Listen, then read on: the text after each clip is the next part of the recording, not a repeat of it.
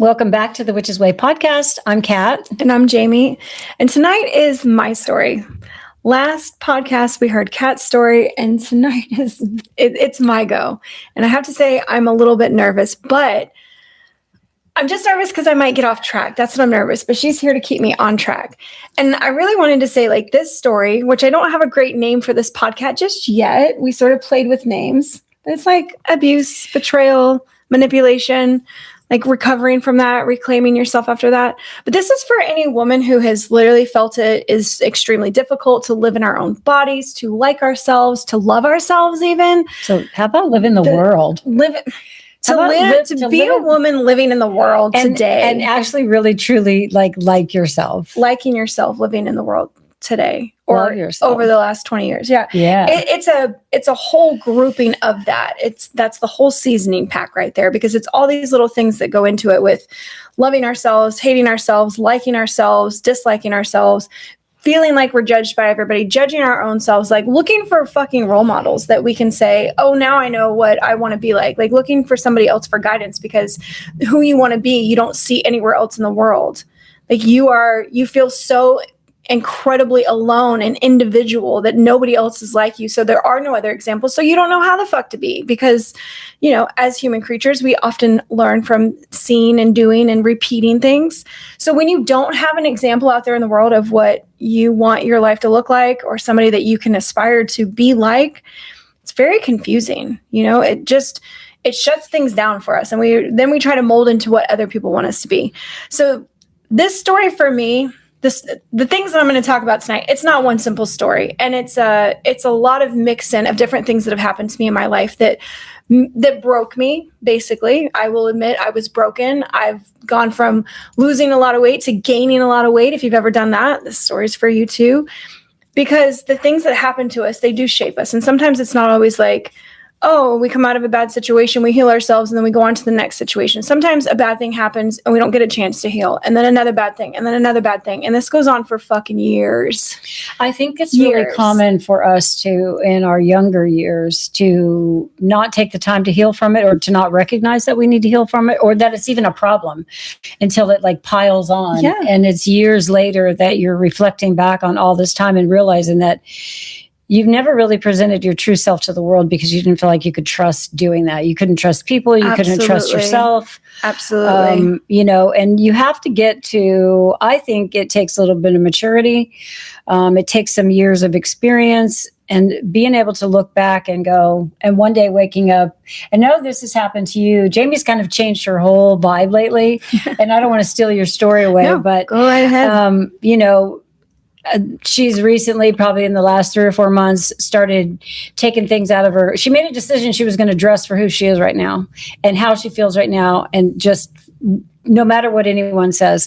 And so she went through her closet and got rid of the clothes that represented a part of her life that was like this era of Jamie that involved like going to breweries with her husband and being really involved in, you know, the brewery world and the taste, you know, like apps where you're tracking what beers you're drinking and, you know, checking them off, and all the people that you talk to are talking about beers. And this was probably 10 years, 10 years of her life. 10 years. And when you do that, when you're in that world, you're like every event you go to or every brewery you go, you're collecting shirts. There were a lot of shirts and sweatshirts and things like places that were really special to us too. Memorabilia. It's not like just every random bar we went to we got a shirt. It wasn't like that, but these were significant because when we wore the shirts, it reminded us of the memories, and we were proud to wear them because we knew the brewers, we knew their story, we knew the histories. I mean, we liked it. So my point of telling you this is that just not too long ago, she started weeding all that stuff out, and she has started like dressing every day. Like when I say dressing up, I mean dressing like herself, dressing like witch Jamie, like this is who I am. Witch Jamie. This is who I am. And you know, like wearing long flowing things and putting on all of her jewelry and doing her hair and just going out into the world and presenting herself as this really confident, spiritual woman, you know. Witchcraft educator. I want to literally wear a name tag every day. It just says witchcraft educator. I don't care what the fuck I'm doing. I don't care where I'm going. I'm just going to put the name tag on every single day because then it could invite opportunities for people to talk to me about it. And so that I just like really announce it. I think the way that I dress announces it anyways. Most of the women that compliment my outfits, I'm like, she's a witchy sister too. Like you just know. You just feel the vibe. Yeah. You totally feel the vibe. And so if I'm wearing a name tag that says that, that's going to spark even more. That's going to invite conversation, certain types of conversation that we want to invite. I do. Yeah. I do, because I'm tired. It's not even tired. I'm just done hiding who I am to the outside world. And all the reasons why I hid are, I don't want to call it that they're healed, but they're far enough in the past. I've done enough shadow work over all the shit that has happened to me where I am truly at this place where I'm like, yeah, you know what? That's not my story anymore. I'm going to stop repeating these stories to myself about everything that I've been through that has happened to me that was not my fault, that is not our fault usually ever when it happens to us as women. Like all the abuse we fucking suffer at the hands of men, whether it's coworkers, some guy on a train, somebody, just all the things, a counselor. So that's what we're getting into tonight. This is my evolution of going from, I was this super bright, shiny, happy person at one point in my life when I was young. I'm a huge fantasy storyteller, make believe. That's my Pisces side. I just could always do it, fantasize and create magical worlds with my sister running around when we were little girls. Listen, this child, this baby, when she was, she could entertain herself. She could be happy with her dolls. She could sit in the corner and play by herself with her dolls and have conversations with them when she was like 18 months and 2 years old. I can distinctly remember this because I had another child who was the complete opposite, who constantly had to have, attention from me. But Jamie, she was just in her own world. So this is how she was as a little girl. And then as she got out of, into like 5 through 10, I would say ages 5 through 10, she was out in the world. She was in the everywhere we lived. She was finding some magical place, like in the woods or a field, or that involved something outside. And that was her. That became her fantasy world instead of her dolls in the house where it was safe. Now she was big enough, and it was safe enough for her to go out into the world and find woods. And I remember one of the cutest things that she ever did, and I don't know that I saw it, but she talked about it later. Was that where we lived in this apartment building? They had, like behind us, it was really wide area between, it wasn't apartments, it was duplexes, but it was huge, wide area between the duplexes, like across a field and then down super wide. And they'd let the grass, the big backyard. And they'd let the grass grow really tall before they'd come in there and like mow it. Or I don't remember if each individual unit had to mow their own. We did, yeah. But the grass would get really tall. And so then somebody would come through and mow it. And so you'd have all this grass. And I remember her telling a story of building birds' nests from the grass that they could sit in, like her and her sister, and you probably had friends, probably had friends in the neighborhood she made bird nests. Now, who thinks to do that? I mean, it was fun. The bird nest time was fun. Yeah. Everybody loves that. That's the kind of shit I just came up with. And it was magical when we were outside. So that's where witchcraft really made sense to me, because it connected me with nature again once I was, in my teens, and it was all, and then high school and bullshit and whatever. And she was always a tomboy. And then at around 14 years old, she met a girl, 13 or 14 years old. She met a girl who was fast. Fast and very adventurous with boys. She was, listen, she showed up at my house with my tomboy daughter, and she's dressed in short shorts and a tight top. They were called Daisy Dukes back then. Daisy Dukes. And bodysuits. And bodysuits and full makeup and hair and everything. This is not makeup for me, but makeup for Christina. No, this was Christina. Yeah, this was her friend that she brought over. And about that time is when things, I think, started to change, when she let go of that little girl who was so free to just go into the woods and make birds' nests out of grass or whatever. Well, and what's interesting about you remembering Christina coming over, Christina changed my whole look, right? She was like, you're too pretty to, I would wear like massive t-shirts and little biker shorts and like run around. I never brushed my hair. I just didn't care. And I ran around with a lot of boys who, I felt like we were all on the same page. Like none of us, we were young, 6th, 7th grade. We didn't want to be in relationships. We were still chasing childhood. None of us really wanted to grow up yet. So we were out being, climbing trees and collecting insects and just dumb shit like that. But Christina came along, and so she was raised differently than me and had lots of brothers and sisters, and her mom was sort of out there. So she was exposed to being sexual very early. And when she wanted to become friends with me, which I didn't have many friends because we moved around a lot and I was in this new school, she's like, yeah, come here. And I didn't know any better. So I was like, sure, yeah, mold me into something. And the first time that she put me in a bodysuit and some short shorts, I was very uncomfortable. I was like, first off, that's a lot of leg showing. I have long legs and a short torso. So I'm like, a lot of leg. And she took me back to her place where she's got like older brothers and boys from school. And when I walked in the house, the reaction from everybody was just very jarring. Everyone was like, damn, James, all the time. And I was like, ooh, I didn't even know what to do. One guy even asked me if he could put lotion on my legs. I remember that. And I was like, why? What a creep. I don't know. What does that mean? Yeah. I was still very innocent in the head when it came to those things, as far as like, sexual innuendo. Boys don't want to have sex at like 12 and 13 and 14 years old. I was like, that's way too young. People don't have sex till they're 18. I liked being this naive, okay? I was totally fine with it. She was living in her magical, innocent world. And then things changed. And then, yeah. So, but even just that, it's like how people will see you as this like creature that has not been corrupted yet. And they want a piece of that. And that's how I have felt many, many times in my life, where I'm going along on my happy way. I'm super like, I'm into whatever I'm into, and I'm just happy with everything. It has seemed to attract people. This was what I used to tell myself. When I am happy-go-lucky and just like shining bright in the world, I seem to attract people who want to hurt me, harm me, take advantage of me, manipulate, dim me, control me. Like that was how it started to feel over time. Christina was probably one of the first people. And then this is where you get the guilt of like, well, I let it happen. But did I? I mean, when you're young and naive and you don't know any better, like you're sort of following in somebody else. She was a year older than me.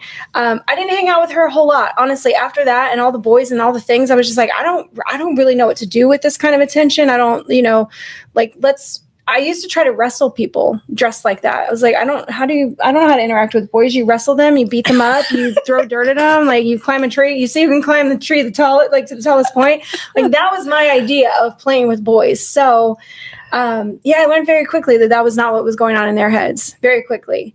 And with that, it just became harder to gain friends because girls were very interested in boys. And I was kind of like, yeah, but we could do something so much better. Like, why don't we go like do something else rather than sit here and try to get them to like us, But that was the way that the world worked. And then I got a first boyfriend, and then I saw it was like, oh, puppy love. And this is what it's like to be liked by somebody outside of your family. Anyways, the things go on. I should probably look at my notes because, this conversation can get so big to where you guys could see yourselves in all of the little stories on the ways that we grow up. People find us when we're naive, manipulate us or take advantage. And then you're sort of left with those wounds, scars, or the misunderstanding of like, what did I do wrong in that situation? That was where I beat myself up the most. I always felt like it was my fault that I let it happen, that I didn't protect myself enough. My mom, one of our sayings growing up, we had several, but one of them was, don't be scared, be prepared. And she never wanted us to be so scared that we're not aware of what's going on. So that preparedness always led to, the other saying. It was like, hope for the best, expect the worst, and you'll end up somewhere in the middle. Like we repeated that shit all the time because we never wanted the worst thing to happen, which was like kidnapped, killed, raped, whatever, abducted, all the things that you read about in papers, especially in Kansas City at that time. We had several very close calls. There was a period of time where that, there was kids on milk cartons a lot. And I don't know how much that's a thing now, but there was a lot of missing and exploited children. Yeah. And plus my own experience being molested as a 10-year-old, 9-10-year-old, I wanted to make sure that didn't happen to my kids. So I really drilled that into their heads at a very young age. I let them know that was out there. Yeah. There were people out there that would do that. And so, that they needed to be aware of it and they needed to be on their guard, And even knowing that, I'll come to my first story about like really encountering, Christina is just a side story about really discovering that people react to your body when you're not ready for it. And you know, you do what you can in those situations. Like, I just stayed away from this situation. Actually, I just continued to hang out with the boys until even they got weird and they just wanted to hang out and sit around in a shed. And it was like, well, I don't smoke or drink. And, you know, I'm 14. I'm like, yeah, why don't we do something cool? Like, why don't we go run around over here? Why don't we go this? Why don't we build a fort in the back? You know, by this time we had moved houses and, but I was still in the same neighborhood. And I felt like we could be doing so many more better things. So many more interesting things than just sitting around and like hoping people make out with us or something. I don't know. Anyways, when I was in high school, one of my real first stories with somebody that, you know, my mom, this was the warning for it, was I had a school counselor and his name was Dr. Chavez.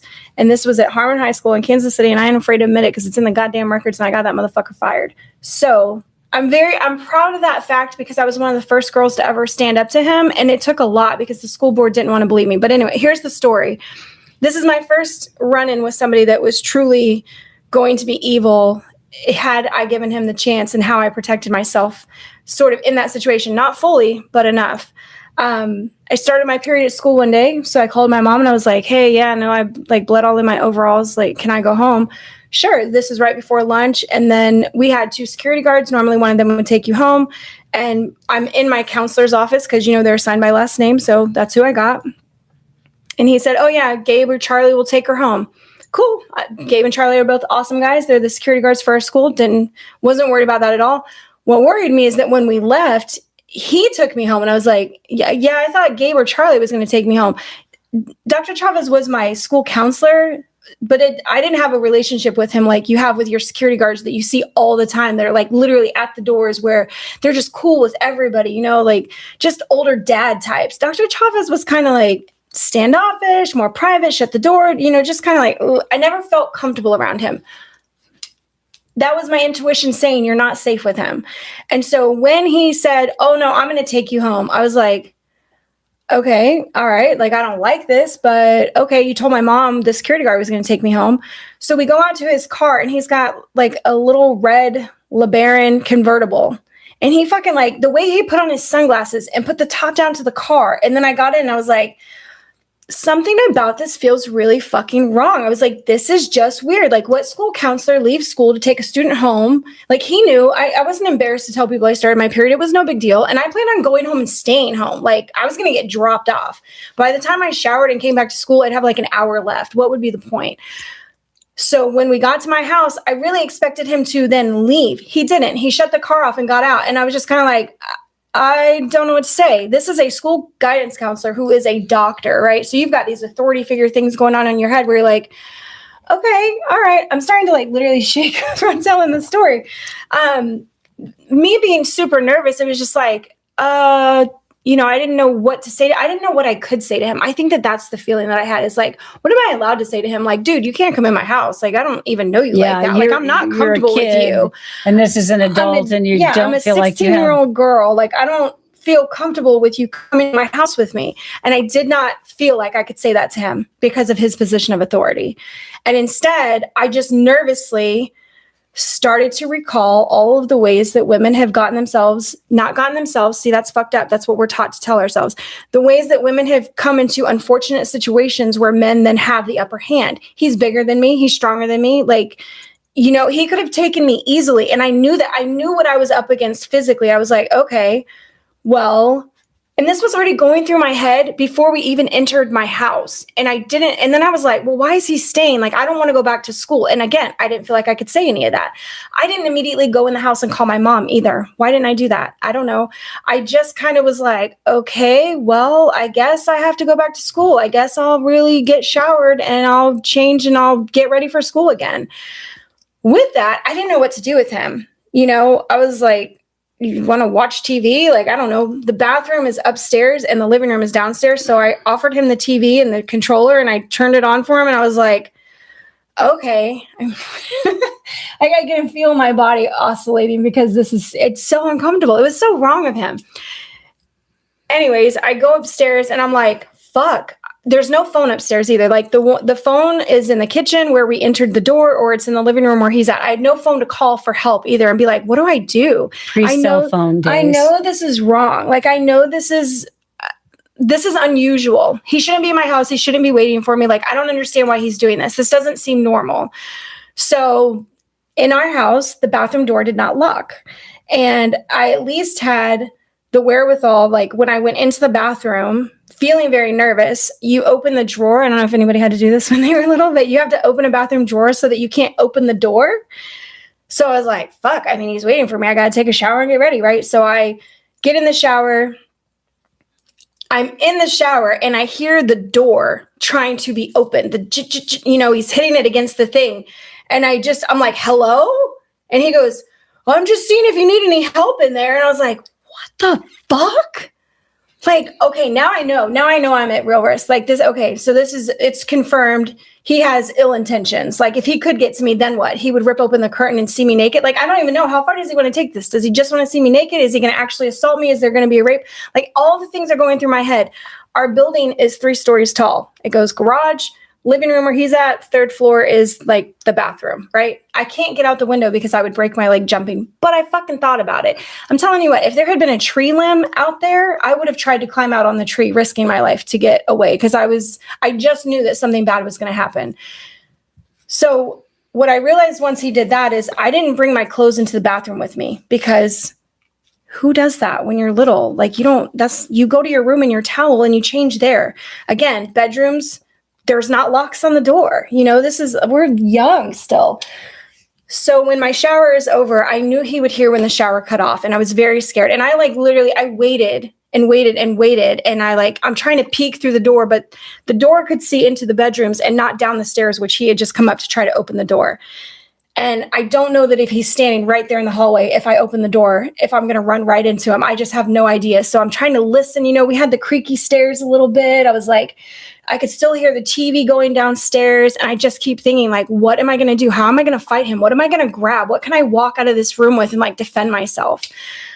Luckily, by the time I shut the drawer very softly and opened the door, he was not upstairs in the hallway where I could see. So I ran in my room really quick. I don't even know what the fuck I grabbed. And then I ran back to the bathroom and shut the door. Not 3 minutes later, he was at that door trying to open it again. And I was just like, what do you need? And he's just like, I just want to see if I can help you. And I was just thinking, I kept thinking, not saying it out loud. I was like, help me with fucking what? What are you doing? All the things going through my head as far as do you know how inappropriate this is? Do you know what my mom would say right now? Do you know when I tell people this story, because I'll tell you what, whatever was going to happen, I was about to say everything. That's the one thing that I had learned from my mom is you don't stay silent. So when I finally got dressed, I never blow dry my hair. Like I said, I barely brushed my hair, but I blow dried my hair even. I took as long as I fucking possibly could because I didn't know what I was going to walk into once I got out of the bathroom, even being fully clothed. So as I'm ready, now I have to walk down the stairs and he's going to be sitting in my living room and I don't know what I'm about to walk into. I had thoughts of him being fully naked on the couch or something. I don't know at this point because it is so weird, everything that he's done so far up until this point. So when I walk downstairs, I'm just standing there and I'm like, okay, I'm ready to go. He gets up from the couch and he walks over to me and puts his arms all the way around me and embraces me and gropes my butt and my back and puts his head into my hair. And he's like, I just want to see if you feel as good as you look. And I'm like, and I just, I'm just standing there cringing, just the tightness, the eyes closed, everything this is not happening to me. This is not happening to me. It's not happening. And then he lets go of me and we just walk out of the house like nothing fucking happened. That whole thing didn't happen. And my heart races the rest of the day. And I'm moving schools a month later. And I thought, okay, I can't tell anybody while I'm here because he's going to all the classes are going to get fucked up. He's going to hurt me if I'm here still. As soon as I got to my new school, as soon as I got to Turner High School, I went and told my female counselor, thank God, everything that happened.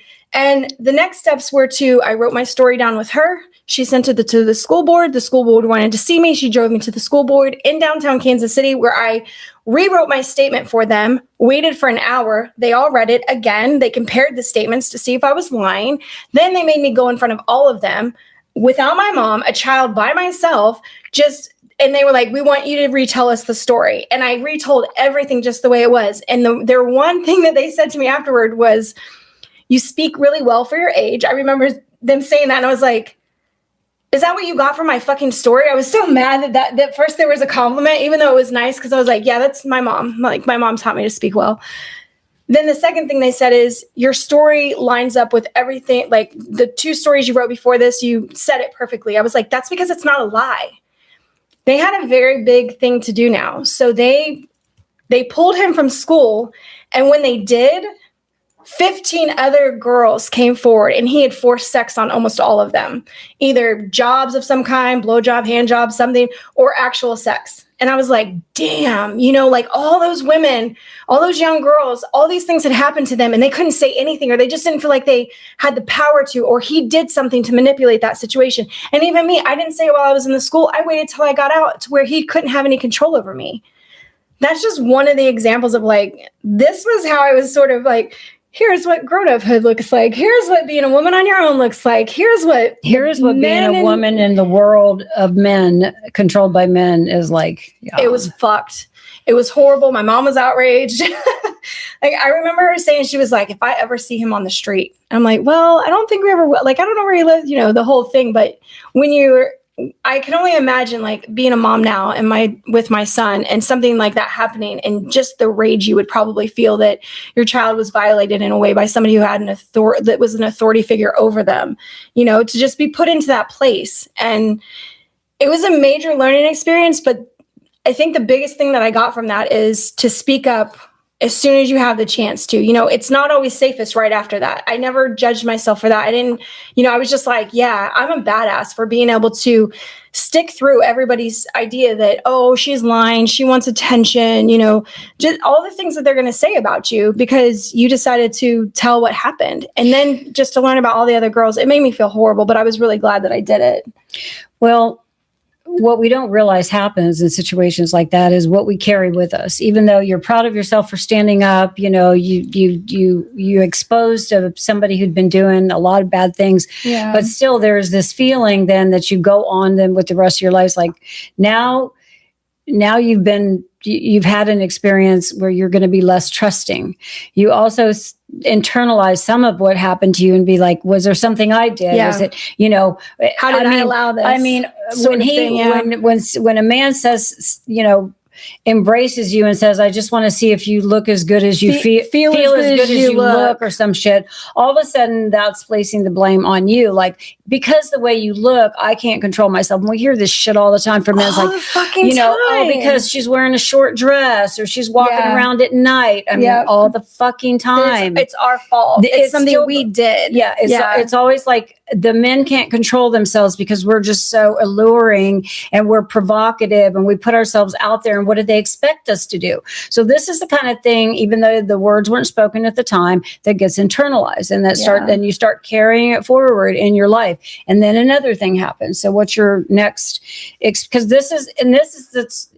I feel like this is also the things that makes us want to shrink and be smaller and be less noticeable and like just shy away from things. Like, I don't want that to happen again. So I'm going to make myself smaller. I'm going to don't look as good. I'm going to withdraw and not be who I really am because it's not safe for me to do that. I didn't know that was going to happen over time. I feel like I sort of bounced back from that one thing. And so I joined the Navy. So that was when I was 16. I joined the Navy at 18, 4 days after high school. I knew I was joining. I signed up like the year before. Like, I signed up when I was 17. I knew I was going in the Navy. And what I thought I was getting in the military, and this is never to diss the Navy, I got to tell you, everything else about being in the Navy, I loved. That I was going to be a lifer. And even after the event that I'm about to tell you about happened, I was still going to stay in for 20 years. I was dedicated to having a mission and traveling the world. I was getting the thing that I wanted the most. I was serving a purpose. I was keeping people safe. We were doing humanitarian efforts on the ship that I was on. And then I was getting to see the world. Like, we would get 4 days off in a place like Australia. I'm like, okay, for free. And I'm getting paid all the time. And I'm just putting money away. And like, that's not I didn't care about settling down or getting married or having kids. I never wanted to have kids. I never wanted to get married. I was like, no, fuck that. I want to travel the world and just be all in this. So the next thing that really happened to me that literally took all of the wind out of my sails, like, it's just, and it's what I have. It's why I'm diagnosed with PTSD now. It's what I've been in therapy for like 10 years. Oh gosh, I thought I wasn't going to cry. Hold on. It's just that while I was in the Navy, I had a shipmate, so a person who worked with me. We were equal rank. I had just been in a little longer than him. And he was, he's one of those guys you just kind of feel sorry for. He was like 5'2", skinny as fuck, redheaded, had a lisp, just like, I don't know what girls are going to like you, dude. Like, I don't know how to help you get a girlfriend. And, we're all very close. You work with these people every day. Every day you guys work together. So you become a family, so this feels like a stepbrother. I'm not going to say a brother. We weren't that close, but like a stepbrother. This is somebody that you do care for. They're going through hard times. People get depressed. You miss your family. We're living in Japan. Like, it's just you're all there struggling together, the same struggles and going through all the same shit at the same time. And for he and I, it was like, oh, that's just Wisdorf. Like, that's not a big deal. Like, just nothing. He had like little girlfriends out in town. He's like, oh, I think she's cheating on me. And like, he'd come to all of us. There's 55 of us in my division, and he'd come to all of us. There were only 3 women out of the 55 people, just so you know. And he would like, oh my gosh, like, why is this happening to me? And I'm such a good guy. And like, oh, I do everything right. And I buy them, and I do all of the fucking things. So I never saw this guy as malicious, ever. Not ever. He didn't seem like a threat. He was never mean. Nothing ever. There were no signs of the betrayal that was about to happen. So our ship went into something called dry dock. It's where we get repairs done. So the ship comes out of the water. It literally sits on like stilts and stuff, and then they repair stuff, okay? And during that time, our berthings where we live, dress, shower, go to the bath, all of that, they were under construction. So where we would come for work, and I lived out in a house off the ship because I was of rank enough to do that. So I had my own house, but I would come into work in civilian clothes, and then we would change into our uniforms on the ship. Well, there were no bathrooms available. There's no berthings available. So I worked in a top secret space, which basically means, no cameras, no cell phones. This is Japan in 2002. So they are definitely cell phones, but they're like, the first models of cell phones. Yeah. Maybe each character was like 5 cents to send a text, like nobody, it was cell phones, but they're not recording devices. But what was around that we all lived by was Amazon was around during this time, and Amazon shipped everything to all the bases. They always have. I've lived off Amazon since early 2000s. And they shipped food to us. They shipped whatever we wanted. Well, so anything that you could get in the US, you could get in Japan to a military base anywhere in the world. And one of the things that was really popular way back then was nanny cams. And this guy, Wisdorf, decided that he was going to get a nanny cam and he was going to spy on his girlfriend. And I was like, that's a terrible idea. I don't think that you should do that. I think that that's really deceitful. And he's like, well, I'm pretty sure she's bringing people to my apartment and sleeping with them. I'm like, then break up with her and kick her out. Like, don't like put cameras in your house. All the while, you guys. Okay, so he's telling us about this story, but in the space where we changed, which was a top secret vault, which means this is where we kept crypto to load into equipment so that nobody could decode our messages because we spoke with like the Marines and submarines and whatever. No cameras allowed. They scare you into saying, like, if you ever bring a camera or recording device in this space, you go straight to Leavenworth prison. It's like you go to prison for this because this is, I can't even think of the words now of like, you're committing not treason. I can't even think of it, but it's a big fucking deal. None of us would ever consider it. Like to get in these spaces, you had to have codes and shit, right? Okay. So it's not like just anybody could walk up in here. Wisdorf decided that he was going to put a camera in the vault where all of us women changed every single day. And this is going from, now the work we did on the ship was, we're usually in coveralls, like what mechanics wear, right? One piece, zip up, easy. You're in boots, like you got your sports bra and your granny panties on because you're down like grinding floors and painting and cleaning. You're not going to be wearing your good Victoria's Secret bra and your thongs. Like that's not going to happen. So we would come in to work in our civilian clothes. We would change underwear, bra, everything, strip down, get into our uniform clothes, and then go out and work. He put a camera in there and recorded us for about 3 months until somebody stole the camera from the vault. They found it. Somebody found the camera. Who would even be looking for a camera in a space like that? I don't know. How they found it, I have no idea. But what they did with that, so the camera was a recording device also, and it was able to keep data on it. And when they stole that, and I know who stole it, it was a younger guy who had just gotten to the ship who didn't really know anybody. He stole it and figured out what was on it, that it was us girls changing. He decided that he would show that to as many guys on board as he could. Like, oh my God, look what I found. I don't know how long it was being passed around for until one of my junior male sailors found it, like saw it and was like, yeah, that, you know, like, this is, you guys, you know, like, number one, it's in the top secret vault. They should have reported it immediately. Like, so much more should have been done. It should have been shown to a ton of people. Well, as soon as, and he was a friend of mine, as soon as he found out that that was going on, he came to me immediately. It was like 11:30 at night. And then he tells me, he's like, there's a video of you. I was like, no, like, never. I would never do something dumb like that. Like, are you insane? Ever, never. Like, never going to put he goes, no. He's like, I'm very serious. There's a video of you. And I was like, yeah, no, I don't think so. And he goes, listen, it's in the vault. It was taken in the vault. And then I knew, I was like, oh my God. Okay, well, I didn't even think about myself or the girls at the time. I was like, this is a top secret vault that has had a camera device in it. Like, we need to tell people immediately. This is a very serious thing. NCIS came in, got involved, did an investigation. You know, they obviously got the recording device. Now, here's the fucked up part. All of my superiors had to watch the videos to make sure nothing was compromised. And I'm doing air quotes. We had to watch the videos to make sure that no crypto was seen on the video and compromised. So my chief saw it, my division head saw it, the captain of the ship saw it, the fucking XO of the ship saw it. Everybody watched the videos. The NCIS investigators saw it. Everybody verifying that nothing top secret was leaked in the videos. And then somehow, you know, like, we got a security clearance issue on our hands. Fine. Nothing secret was leaked. So now I try to address the fact that, you know, the guy was in trouble because, not because he recorded us, you guys, not because he recorded 3 women unchanging for 3 months, but because it was in the top secret vault. He was put on restriction, you know, assigned to the ship, not put in the brig, not actually punished, just assigned it, like, couldn't leave the ship. When all of that was done and they found out that there was nothing wrong, like, NCIS left, and I said, well, what about us? You know, like, I think that something should be done for our favor. And they were like, well, what do you mean? I'm like, he fucking recorded us undressing, and lots of people saw it, including all the junior sailors that work for me, that now I walk into the room and they've all seen me naked and I'm their superior. Like, what do you think I feel? You know, what do you mean? And they're like, nah, you're acting like a child. Nobody thinks of you that way. And I'm like, I don't care what you think people think. I have to know, walking into rooms, all these people have seen me naked, and I don't want to do that. Like, I don't think that I should have to do that. I don't think that I should have to get over that and not act like a child. Long story short, I requested a closed captain's mast and spoke to the actual captain about it because nobody in my division wanted to do anything about it. And like, I want to leave the ship. Like, you guys need to send me somewhere else to work. I don't want to be around this. This is fucked up. I shouldn't have to. Do you think that when they're over there snickering in the corner, I don't think that it's about me? Of course I'm going to think it's about me.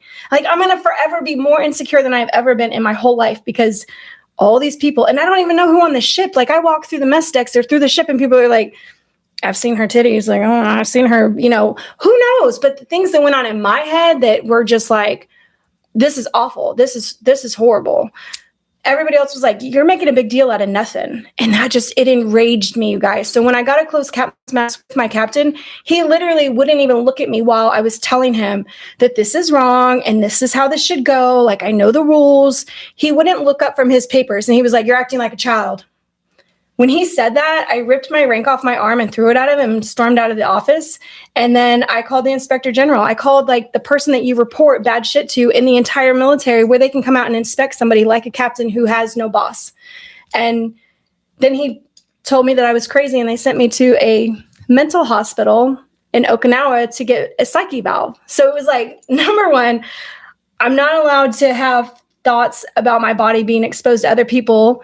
I'm crazy for thinking that it's wrong, that I should just have to stay and deal with this situation. And I got kicked off my ship because I didn't agree with what the captain had said and thought about the whole situation.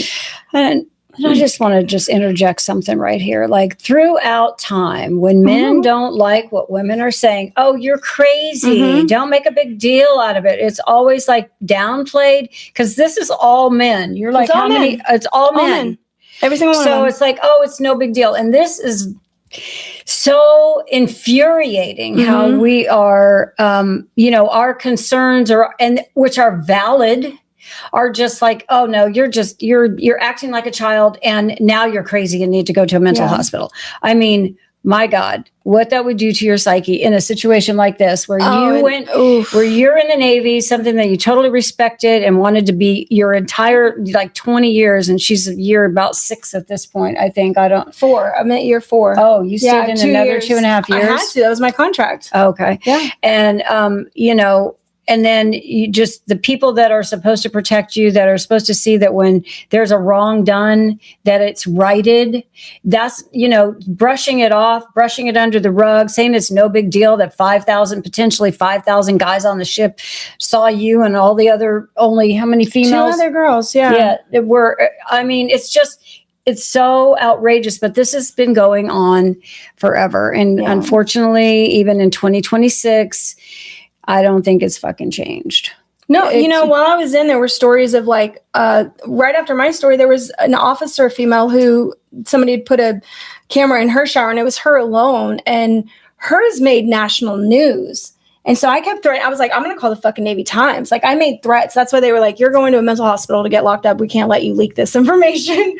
So all I wanted was to be moved from the ship. And what was really unfortunate is that they tried to charge me with mutiny because I was trying to stick up for the 2 younger girls, not younger just in age, but younger in rank as well. They were junior to me. So I'm like, of course I'm going to stand up for them. I know what's fucking right. And all of you guys are making us feel like we shouldn't be upset about this.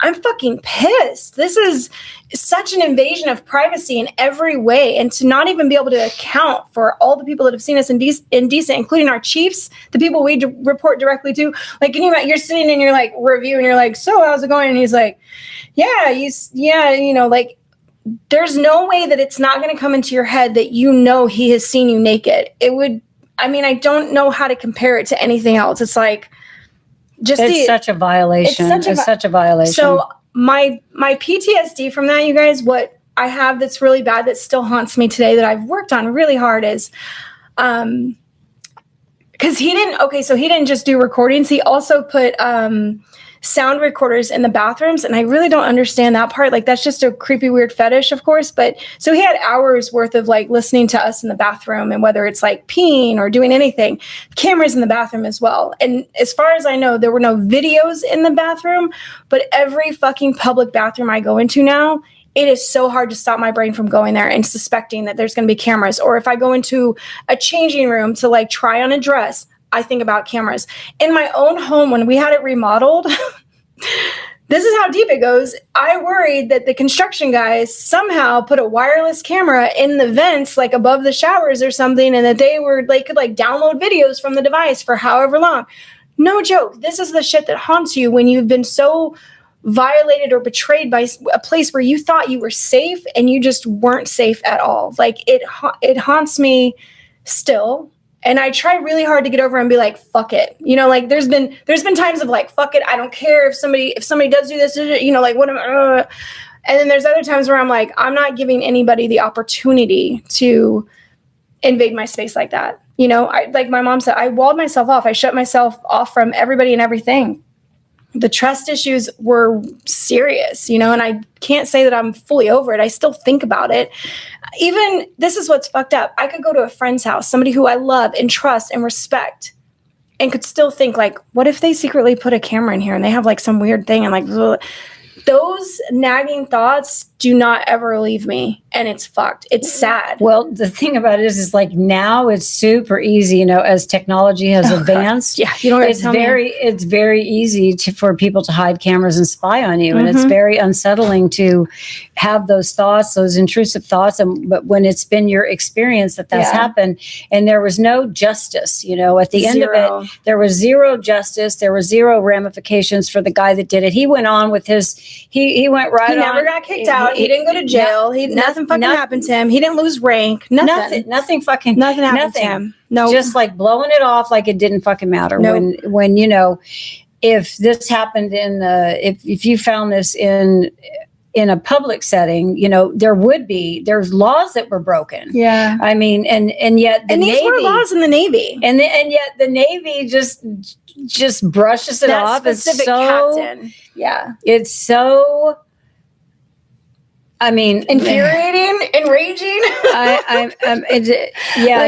It's so many levels of wrong that I just, it's hard for me to have any respect for a person of rank or anybody, but definitely you have rank, and this is how you treat your subordinates. This is how it's shocking. It's really shocking that happened. I was so pissed when I heard this whole story. I was ready to drive to fucking Texas and find this guy. I know we did. We found him online, and he's still, he got out of the Navy, and he's, living in Texas somewhere. He actually at the time had charges for something against a woman. It wasn't assault, but it was something like, I wondered, I was like, is he going to be a fucking stalker? I think about how probably serial killers start out with like these crimes and like how they escalate. I worried about that because I was like, nobody understands what a danger this guy is. Like we were young. I mean, so if I was in my I was 22. So he would have been 22 and he was doing shit like this, so it's like, he's not going to get better. It didn't stop there because there was no consequences for him. So why would he stop? Why wouldn't he do it again? He would just get better. He would get more secretive and get better. He would get more slick. And unfortunately now it's like really easy to place those things. I mean, we've heard about them, cameras in bathrooms and women's bathrooms. Yeah. It is unsettling, and I don't want to live my life in fear. So a lot of times I'm like, I might do a quick sweep of the place and just like for comfort level. But I always think about, get in and get out fast. Like I'll buy shit and try it on at home and then bring it back, but even getting over the idea that my construction guys could put something in like our vents, which again, you say like, oh no, they're such a nice guy, or I trust them, or this or that. Yeah. But when you have done that before, when you've put that trust in people before, and then it was just broken and broken and broken and broken, the world sings a different tune. And so you start to be like, am I stupid then? Am I just naive? Do I keep being naive to have these things repeated? One of the things that I learned in therapy from my really awesome therapist from years ago, she retired, so I have somebody new, but her name was Dr. Judith, and she was just the best person I could have ever got for my first 3 to 4 years of therapy. And she said, what we found in studies is that when somebody has been victimized early in their life, the chances that they will be victimized again is really high. Like it becomes a thing. And I'm like, that is so fucked up. And I don't feel better knowing that. And she's like, well, I didn't tell you that so that you feel better knowing it. She said, you need to understand that like what you're going through is normal, and you feeling like the world is against you or these things keep happening to you and you think that there's something wrong with you. It's not. It's just that these are the things, this is what we have found scientifically. What does it mean? Everybody has to take their own meaning from it. And I was like, I think it means that people are fucked up. Like, that's what I think. And, in all of my stories, what I had to eventually get to a point of saying to myself is that these things were not about me. I didn't do anything wrong. I didn't cause them. I didn't attract them. It wasn't, you could say like wrong time, wrong place. What is it? Yeah. Wrong place, wrong time. Wrong place, wrong time. But truly it's that these other people chose violence, betrayal, maliciousness. They chose. This wasn't on me, and it's not on you. If you experience things like this, it's not on you. It's on the people who chose these things. But again, we're going to internalize that. We're going to think back on, how it could have been prevented. Avoided. Yeah. And then we're going to withdraw. We're going to continue to withdraw from the world and withdraw into ourselves and build walls around ourselves for protection.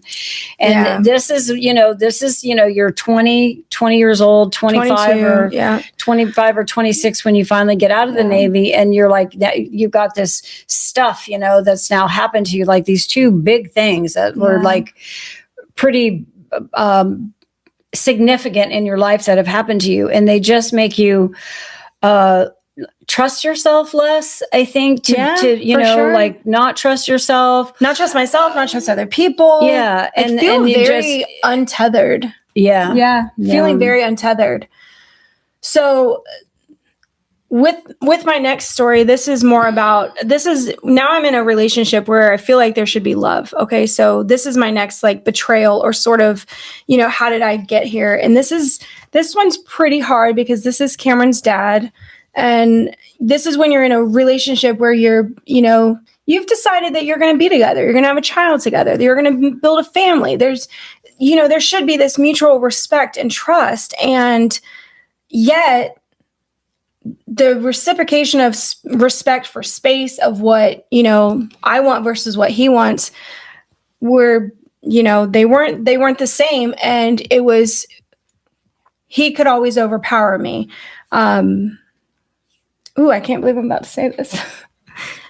So in relationships, what I have found, so first I had betrayal of like trust and space and just like feeling safe when I am, clothed, dressed, and out in the world. Now let's talk about an intimate setting behind closed doors and how in relationships, if your partner wants sex and you don't, I didn't even know there was something called marital rape, like getting to a place where somebody could try to force something on you, but you're in a relationship. So there's this weird gray line and you don't know if you have rights or not. I don't even know how to explain it. Like it still feels very jarring to think that somebody could force something on you but you're in a relationship. So how can that be, Right. Yeah. And I didn't look into this a ton because, as far as like what people call it, and yes, it's a real thing. And that men don't believe that it's real if you're in a relationship, that if they want to have sex with you, like they should get to have sex with you. And for me, it was, I had just had Cameron and you weren't supposed to have sex for like, 6 to 8 weeks or something after everything. And Cameron's dad was just really adamant. He's like, yeah, no, it's been long enough. And it was like this battle of him trying to coax me and just like, petting my hair, doing whatever he had, saying all the things to try to convince me to have sex with him before it was really time. And I was like, I don't want to get pregnant again. And this is like the time when it can happen the most, so I was really trying to protect us. And our relationship wasn't the best. Like I had grown to kind of hate him during the pregnancy. I had thought like, I don't know that this is really going to work out. Having a baby with him didn't mean that I had to stay with him forever. We didn't get married because for me, marriage was like, absolutely not. That means I'm, it's a struggle to get away. I wanted to be able to leave whenever I wanted to. That's that, strong, independent woman part of me where I was like, I want to be in charge of everything. If I want to go, I can go with my kid. I don't have to go to a court. But in that, on like the third week, he forced himself on me. And there's not a fight when somebody is, 1.5 feet bigger than you, 50 to 60 pounds heavier than you. It's like you can say no and all the things happen. And then when it's done, you're just like, I didn't want that. I kept saying, no, I don't want that. Like, how is that fucking fair? And for him, it's just like, yep, the day moves on. It's fine. We're in a relationship. What do you mean? We had sex. Like, it's not a big deal. It was a big deal to me. It was a complete betrayal of my space, my body, what I wanted. I didn't, I don't ever say the word rape with it.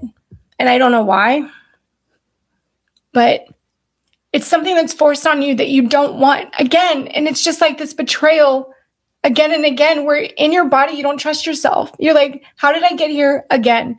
How did I allow myself to be in this vulnerable place where somebody could take advantage of me in that way? What do I have to do to stay safe? And when I got to that place, it was like, it took me a couple of years, but leaving, getting completely away, shutting everybody out of my life. I didn't have contact with my family. Like literally it was just me and Cameron. I was safe with my son. And so Cameron and I lived alone for a long time until I met my husband now, because I didn't feel safe in the world. Even during that time, I tried to go out with friends one time and got fucking roofied at a bar. And I don't even know how. I had a beer bottle. I'm like, how somebody got a roofie into my drink was beyond me. And I've never done any drugs before. Like I've only had alcohol. And so the moment I felt it hit me, it was like, oh, something is very, very wrong. Like I've had Bud Light. I should not be this is crazy. And luckily I found my friend as soon as I was like, something's off. Like I feel really weird. And I said, my feet feel like they're on the ceiling. That was one of my last words before I kind of went out of it, and they drove me to the hospital, thank God. So nothing happened to me, but just to try to get myself out. Like I hadn't been around anybody in a couple years. My friend invited me out to a bar in Columbia, South Carolina, and I got fucking roofied. And I was like, yeah, see, the world keeps telling me you're not safe when you go out there. You're not safe. Like you can't go out looking pretty. You can't go out just talking to people. You can't go out and be casual. All of that led to things that are bad for me, things that got me hurt, things that fucked me up, things that I just kept mistrusting people, which meant that I mistrusted myself. I kept putting it on me that the onus is on me for everything that has happened. Well, you should have been there. Oh, you shouldn't have done that. Oh, you should have tried harder with this. You should have avoided that. You should have known better. You should have called somebody. You should have, all the fucking should have. You should have. Yeah. This was a really dark time during, so, you know, I became a witch when I was 17. So I became a witch well before I joined the Navy and practiced all the way through the Navy. And like, there were definitely times when I didn't practice. My practice changed because of what I was going through, but writing mantras, keeping journals, dreaming, like the things that I did focus on, always with tarot, always with numerology, you know, I even got away from my practice because I was like, yeah, I don't think anything can help me. Like, that's where I got to. I became so untethered from my purpose, my desires, my own wants, is like all I could focus on was safety and survival. And it just really depleted every creative part of me. I didn't recognize myself, you know, and like I said, I would go from like losing a lot of weight to gaining a lot of weight. Even that was just, I was all over the fucking place because of the continued like manipulation and deceit from people and just being betrayed. I couldn't handle it. Yeah. It's when you look at all of the things that build up in your life to where you finally get to a point and you're like, something has to change. Something has to break. Something has to bend. There has to be a transformation, you know, something has to change. And even for me, it was, I decided to go to college and I decided I was going to study psychology because I was like, I need to know what the fuck's going on in my head. That was a huge thing for me. I was afraid to go to college. I was like 33 returning to school and, I was nervous, but I had to study stuff in order to be able to be okay with it. My witchcraft is more science-based. Like, it's definitely more earth-centric. And I lean towards things that I can see and feel and know. But studying psychology led me to, I became part of a veterans organization and made really good friends in that organization. And then found out that like the leader of it, he was the president and I was the vice president of the organization, was a total fucking jackass who tried to sleep with my sister when he was like married and had a brand new baby. And again, the faith just fucking lost in people. Just like, wow, even you, dude, even you, like this, everybody would have called this guy like the man to be like, you know, like that. His presentation to the world was everything honorable and on time and put together. He was a Marine. He was a great fucking guy until I knew that, until he tried to sleep with my sister, not just once, but twice, like years apart, still hit her up. And I was like, what is wrong with you? But being around the veterans brought back a lot of my PTSD. And so now, as much as I love being a veteran and I'm proud of my service, and like, I would tell anybody to go do it, like, go try your hand at it. The opportunities that are there are magnificent, you know, and not everybody has the same experience. I ended up working for Department of Defense and the Department of the Army after I got out. Like, I've done other contracts because I really like the purpose in helping people. And, you know, my skill set was to help keep people safe through telecommunications.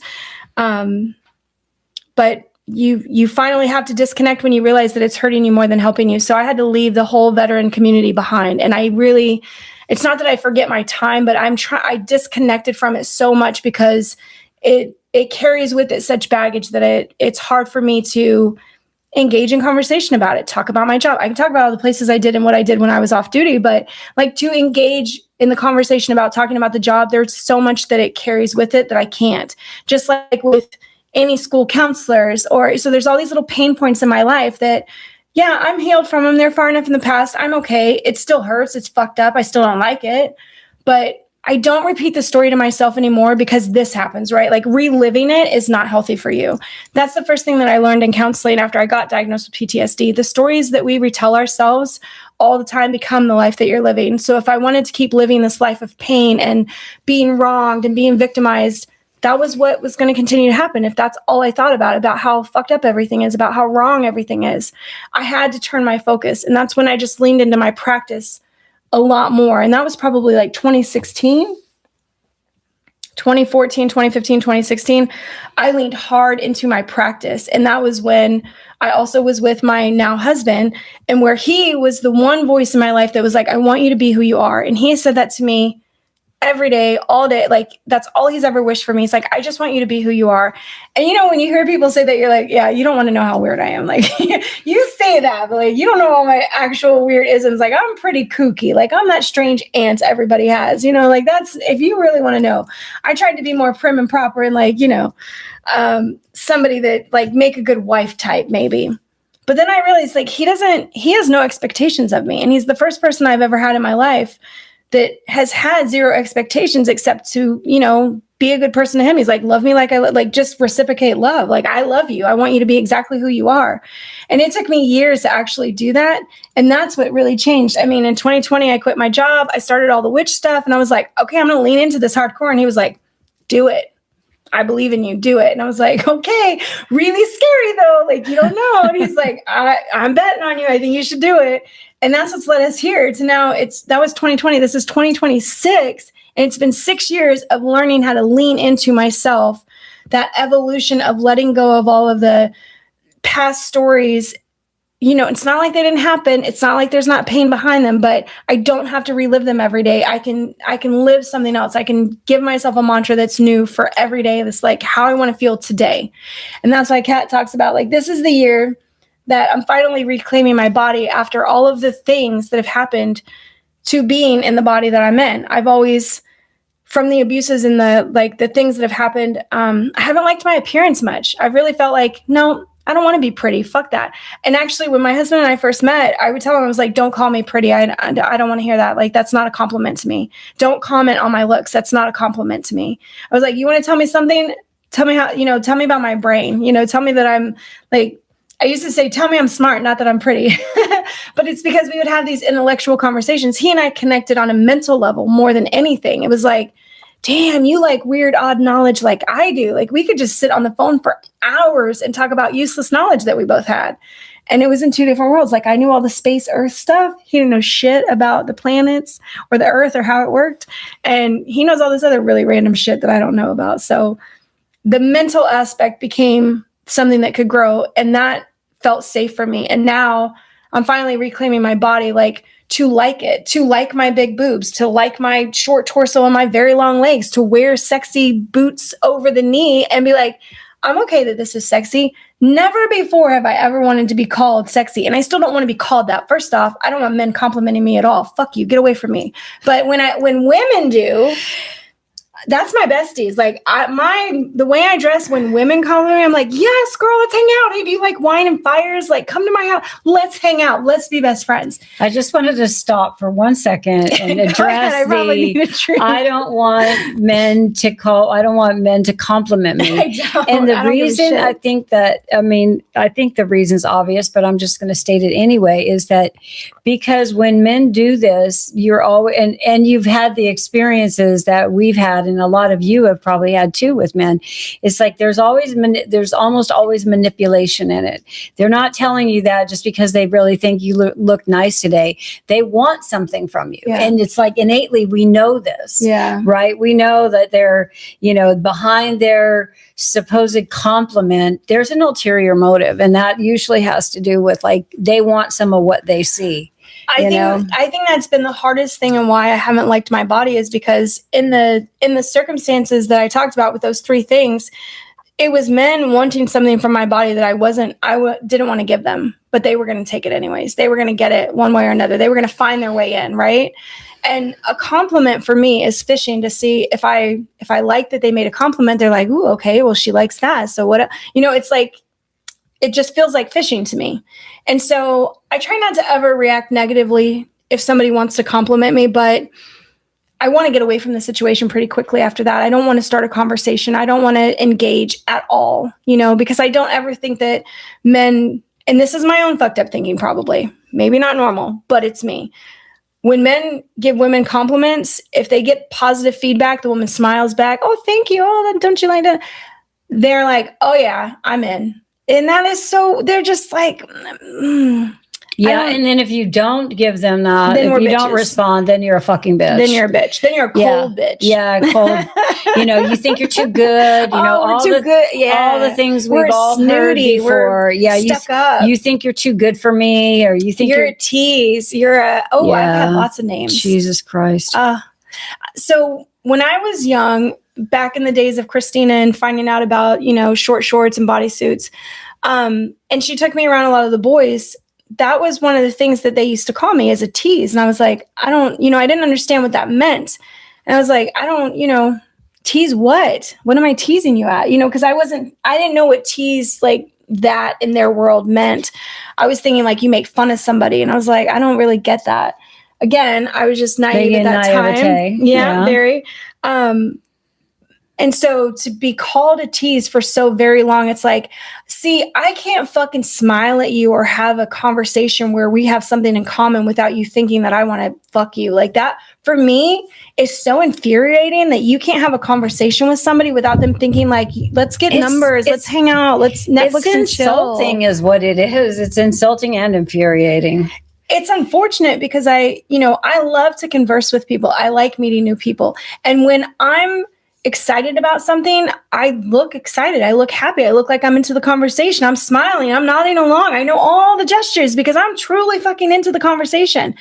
And it's sad that people can take that and turn that into, well, you're the one that acted like you wanted me. I'm like, because I agreed with you? Bless you. Thank you. Oh, she's got 10 sneezes. Sorry about that. You and my husband both have that. I don't have that. I sneeze once. It's so boring. I wish I was like, That's something that I have found hard to deal with, even talking to all my neighbors are older, and several of them are older men that live alone. Their wives have passed or they never married. And I try to be really pleasant with everybody, and I look at them because they're older is like, oh, you got to be nicer to them, like they're probably not doing well. And they're, they're old grandpa men or great grandpa men. And then they'll make some innuendo, right? Then they make a fucking joke about something. I'm like, that was sexual in nature. Like, I'm not sure we needed to go there with something. And it's just disappointing. It's like, okay, well, now I know where to hold you. And unfortunately, because I've seen that from almost every guy, that's where I put most guys. And I, just avoiding it, I guess, not shutting myself down or shutting myself off. And I finally feel safe in the world to just really be who I am. But that doesn't mean that I don't have clarity on, moving through the world with purpose and with precautions. I'm not saying the world is a safe place even, It's not. And, it's why there's, and I don't know if you've heard, there's a male loneliness epidemic. Have you heard that? Because Jamie's not on the internet. Me, I'm on the internet all the time, always reading, knowing all the shit that's going on. My husband has I think they have a word, an incel. Incel. Something celibate. They're involuntarily celibate. They're mad because nobody wants to sleep with them. Yeah. And, but women have gotten to the point where we're like, yeah, we'd rather be single and just like, fuck men, we're going to go build a commune, just women, all women, and we don't need, absolutely. And we finally have, gotten to a place in the world where we can take care of ourselves. We have jobs. We don't depend on men. We don't have to depend on men anymore. And you know what? And they're not evolving, they're not changing. It's ingrained in them, this thing that they, where they sexualize us, and then try to control us. And then when they can't, they take what they fucking want because they're stronger and they can, unless we can find a way to protect ourselves and keep out of that. So it's I'm hoping it's a struggle. And, I hope before I leave this place that I get to see some kind of a change that things are really changing. I think it starts with, it starts in the home. It starts with how they're raised, how they're, because I have 3 grandsons. They were only raised with moms because their dads were a-holes and took off or whatever, or didn't deserve to have my daughters. And so, my daughters raised their sons alone. So all those 3 boys, I think, of course, I'm not around them when they're with other women, but, I think they're much more sensitive to what women go through because they've seen what their mothers have gone through firsthand. And we don't shy away from talking about things like this with them. And I think it has to start with how, it has to start with how these boys are being raised because, man, it's still not good out there. And, I don't know what's finally going to turn the corner. And it's probably going to take a long time, but at least we're headed in the right direction. When I was thinking about this whole podcast and sort of how to navigate talking about my stories and what it really means and like having a point to it, because this isn't a teaching episode, right? We're being vulnerable for this whole year of 2026 with personal stories, because we want to show you guys, not even show you, we want to tell you, we want to explain how we've been through so much shit that this is just because we're online or we're doing other things or we look like we have everything together. That is all an illusion. And I never want anybody to assume that I did grow up with the white picket fence and the perfect family and I have a perfect anything now. That. And they tend to think that. And I'm like, oh gosh, please don't put me on that pedestal. I have so much trauma and shit to work through. Like, that's our evolution as humans though.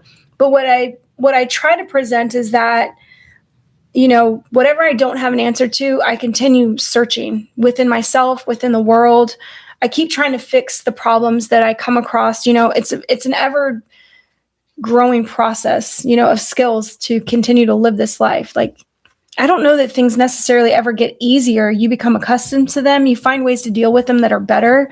You get in your groove of like, once you know who you are and you truly don't care about what everybody else fucking thinks of you and you're living just for yourself, that is the woman that I want to be. I want to understand myself fully and know myself that nobody can manipulate me, that I can't be pushed into situations or silenced or, can bad things still happen to me? Absolutely. This is the fucking physical world. We're spirits having a physical classroom experience. We're souls in this physical classroom, but it's more about how we're handling it as souls. Like, do we shut everybody out like I did for years and years and years? I mean, there was an 8-year period probably where I shut everybody and everything out and I just did what I had to do. And like, that was it. I didn't make friends. I didn't keep friends. The communication was set. I actually used to think I was a narcissist, you guys, because I felt like I was the best person that I ever knew. And that sounds weird, but like truly, I thought that's what a narcissist meant. It's not. Then I learned the real definition of a narcissist, but I have this thing where I don't want to fuck people over. I don't want to purposely hurt people. I don't find joy in seeing other people be in pain. I don't want to wrong people. And when most of the people that I've come across, they're okay with some of that stuff. They're like, yeah, I want revenge. I want to get back at them. I want to hurt them. I want to do this. I'm okay giving people a little bit of pain. And for me, I was just like, yeah, I don't want any of that. I'd rather just not, And so I've been told by a lot of people, they're like, you think you're so much better than everybody else. And I was like, well, I mostly am, because I don't do half the shit that people do to other people. Like, if we don't work as friends, I'm just going to let you go. I'm not going to fuck you over first. I'm just going to be like, yeah, this isn't working out. I think we should just end it. Like, or a job. Like, I'm not going to fuck over a job before I leave, like steal from it or whatever. Like, the way that people go about filling their worth by hurting other people, right? By getting over on other people. So they're like, yeah, I won. That whole battle of like, I win, I won, I got you, but like whatever that feeling is, I don't have that. I will actually walk away hurt and just be like, as long as we're done, I just want to walk away. Like, I don't need to get you back to feel some kind of justice, some kind of evenness. That's why we didn't go after Wiznan or Wizdorf, whatever the fuck his name was. Wizdorf, yeah. That's why we didn't go to Texas. Yeah. Because I was never going to go to Texas, but my mom was sure fucking on it. And this is 7 years ago now, I think, right? Roughly. Yeah, I really wanted some, oh man. Because I didn't hear about that. It was about 7 years ago that I heard this. Drive, It was the drive down from when I moved from Kansas City here, and Jamie flew up to Branson, Missouri, and I drove to Branson from Kansas City, and we met there, and then drove here. And this was so fun. This is when I heard. This is when I heard the whole story, and oh my God! If you're a mom, you can imagine how you would feel if you're hearing this from your daughter. And I wanted that guy to pay, I wanted there to be some way for him to pay, or I wanted to know that, I think we looked him up and found out he's just like, I don't know, rent a cop. A worthless piece of shit. Yeah. Worthless. So he's not having a good life, which gives me at least some satisfaction that there's some justice in the world. He didn't go off and be super successful, even though nothing happened to him for the wrongs that he did. And I know revenge isn't a good thing. I was definitely not as evolved then as I am today. So, because I don't think about that now, or revenge on anybody really. But, well, with this, I'll tell you what my saving mantra is for when I feel wronged by the world, wronged by people. You know, I know I've mentioned this before, but it's been a long time. But my husband's daughter was murdered. She was straight up murdered by somebody that she knew. And that only happened 7 years ago, 8 years ago. The guy? Yeah, he was a regular where she worked. Oh, okay. Yeah. I didn't know that. She knew of him. He worked. This is fucking horrible. Oh my God. So we've been through, especially my husband, like I have not had anybody in my life murdered like he has, but I was with him while we went through this. And of course I got to see all the emotion from that. I've been very wronged. I've watched abuses. I've explained some of the abuses that I've suffered, but what I keep coming back to as my story that saves me from wanting to get revenge on somebody, to snap, to flip the fuck out, to just go absolutely postal. Because when I was younger, I think I used to say, like, if I get diagnosed with something that I can't be cured from and I'm going to die, I'm taking everybody. Like, you get to that place in your head where you're like, yeah, I have a couple people on my hit list for sure, right? I don't have that now. I would not even spend my fucking energy chasing after people that have wronged me. What I say to myself now when I think about all the monsters in my life is that this is not the real world for me, right? This is my soul having a human experience. I'm supposed to come here and experience bad things. It doesn't give the people right to do bad stuff to us. That does not make it okay. But I do understand that it is possible that I signed up with contracts with people to have monsters in my life to change me into something that is going to propel me forward. I get that. I get that that's a possibility. And since there's a small possibility that I actually made a contract with possibly, say, this Wisdorf guy that did this shit to me and ruined my Navy career and I got out and all the other things. If I had stayed in, I wouldn't be doing this. I would have retired at 38. I would have never met my husband. I would have never had my kid.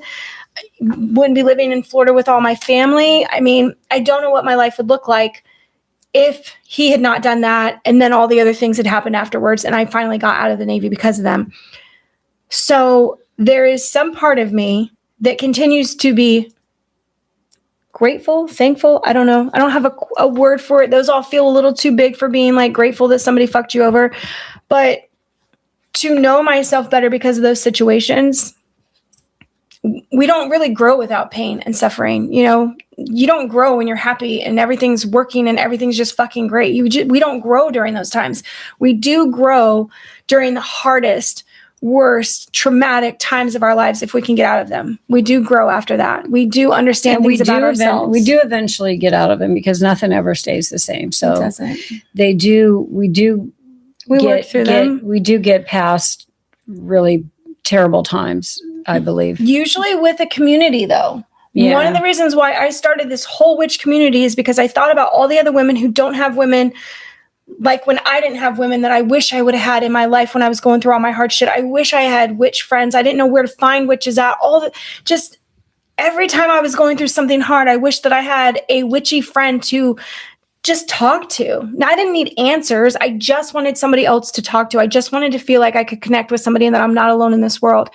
When starting the New Witches meetup all those years ago, that's what I wanted. I wanted to connect women together. I wanted to connect witchy women together who needed each other, because when you're starting out on the journey, it feels really lonely. When you're going through hard shit, when you're leaving relationships, all the points in our life where we tend to find witchcraft, right? When we go through really hard shit, witchcraft seems to come back around. It seems to offer us some kind of refuge. Thank you. Refuge. Witchcraft becomes a refuge as a practice to reclaiming your power, to reclaiming your identity, to reclaiming your heart and soul that feels like it was ripped out of you by somebody else's actions. That is what, that felt like a speech. That made me emotional. I think that's a really great way to wrap this up too, because,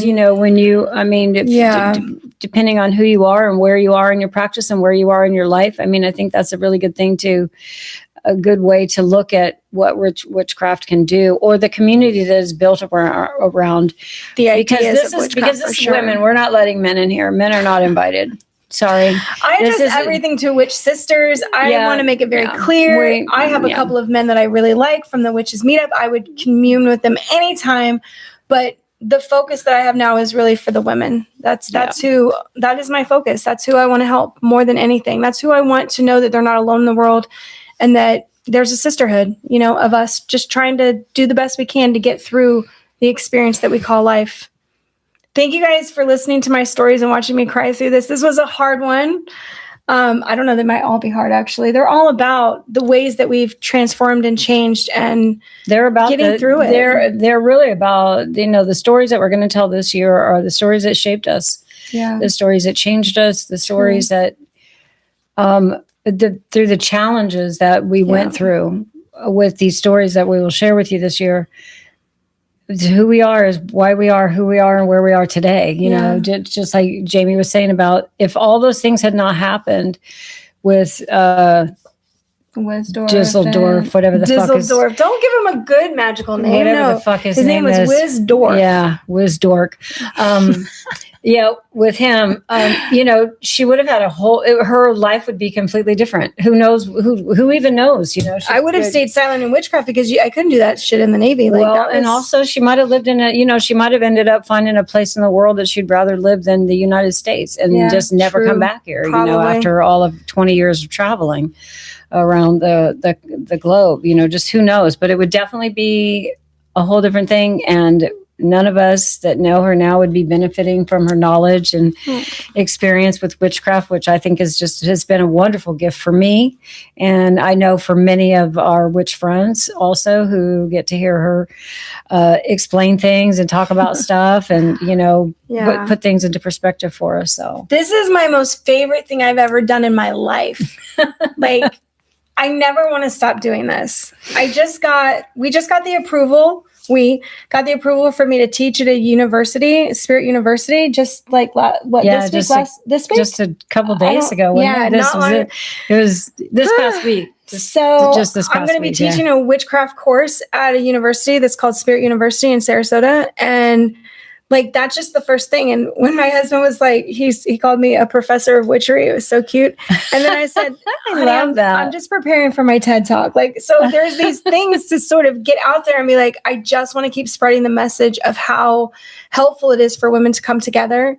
And when we share our stories, because sharing your story is everything. When people don't feel alone, they feel like they can get through.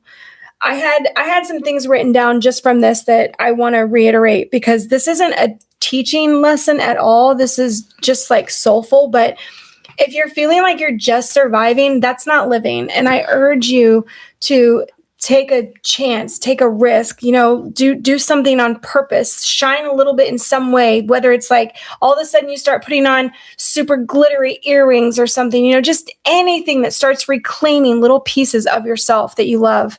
Remember that fear really drains your energy. Fear is something where you can't be creative. It will just absolutely drain you. I know that for me, letting myself shine on purpose has been so incredibly rewarding. I look forward to it now. I go out in the world and I'm like, oh my gosh, how many witchy women can I meet today? Just because I'm dressed this way, just because I have on this. It's exciting for me, just to know that they're out there and they're also feeling alone and they're also hiding themselves because they don't feel like they can shine. Making peace with the fact that visibility doesn't guarantee harm, but invisibility creates so much absence in my life that I don't ever want to do that again. That's my goal, is to never be absent in my own life again. Yeah. I just want to say, remember that if anything like this ever happened to you, the stories, the other shit, and you know what? I don't know a single woman that something like this has not happened to, unfortunately. That's the super unfortunate part. Every good girlfriend that I know has had some fucked up shit happen to her. And if you're one of them, just remember that you are not broken because of this. It's the survival strategies that we end up doing and shutting ourselves down and gaining our weight and fucking up our lives because we're not worthy because we don't feel worthy anymore. Those survival strategies, they just make sense for the time. But as soon as you start to recognize them and make small changes, you can get out of them. That's what I had to do. I had to realize that I wanted out, that there was more to life than drowning in my my stories of how the world is really fucked up and I can't live in it anymore. I had to find a peace with it somehow. I told you what my peace was. Maybe I signed a contract with these stupid monsters and they're supposed to propel me in this direction, to tell my story, to make my speech, to get on a TED Talk, to have a witch course, to have a community, to have a podcast, all the things. Yeah.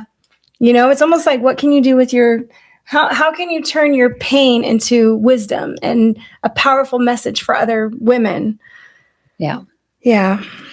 So it's not homework, but it's an invitation. I just want to invite you again. This is my sign off. Okay. Okay. This is an invitation. And if you do this, if you're going to try something, I really want to hear about it. Please send me a message. Remember, if you want to do it privately, we're 7greensisters@gmail.com, 7 spelled out.